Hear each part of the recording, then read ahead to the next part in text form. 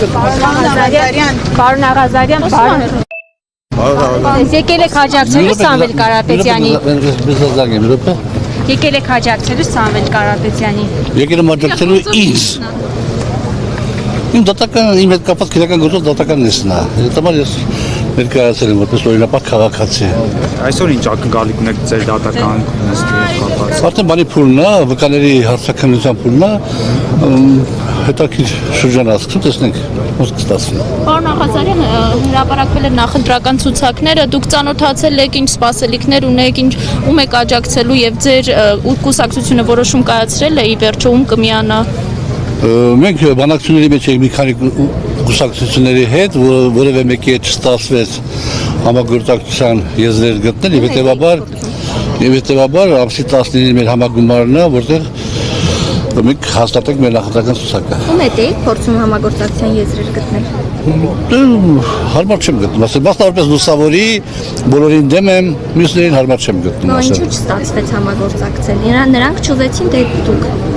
Չէ, ես պետք է ասեմ, որ նրանք չուզեցին։ Ինչն էր պատճառը, որ Փաշինյանի թիմից եք եղել, օրինակ, ինչ կարող է։ Երևի դա էլ կար։ Բայց օրինակ Էդմոն Մարուքյանն էլ է ժամանակին։ Դետին հասցրեք։ Այս զուգահեռ իրականությունը հիմա տեսնում եք դատարանի բակում զուգահեռ ընթանում է նաև գործարար բարերար Սամվել Կարապետյանի գործով դատական նիստը եւ այն հայտարարությունները, որ իշխանության կողմից է արվում, դուք ո՞նց եք վերաբերվում, ասելիք ունեք այս մասով։ Ունեմ, այո, ունեմ։ Իմ քաղաքական փորձը հուշում է, որ այն ճանապարհով որ գնում է մեր զերով շարժումը, լինելով ընդդիմադիր դաշտի առաջատար ուժը, ինքը իր քայլերով նպաստելու է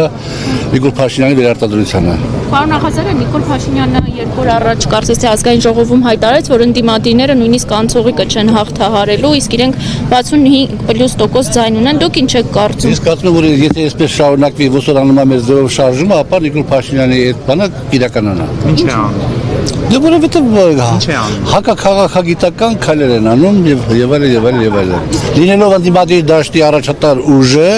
իրենք որևէ քայլ չեն անում ընդդիմադիր դաշտը համախմբելու համար։ Եթե ընդդիմադիր դաշտը համախմբված, չեմ ասում մի ցուցակով բնականաբար, միասնական ճակատով չգնաց ընտրության, ապա այո, Նիկոլ Փաշինյանը հավաքելու է 65%-70% ձայն։ Պարոն Աղազարյան, համագործակցություն ում հետ չեք տեսնում, ում եք կտրականապես մերժում։ Ճակատի ֆորմատով բոլոր այն ուժերը, որոնք իրենց համար կարևորագույն կետ են համարում քաղաքացիական պայմանագիր կուսակցության եւ վարչապետի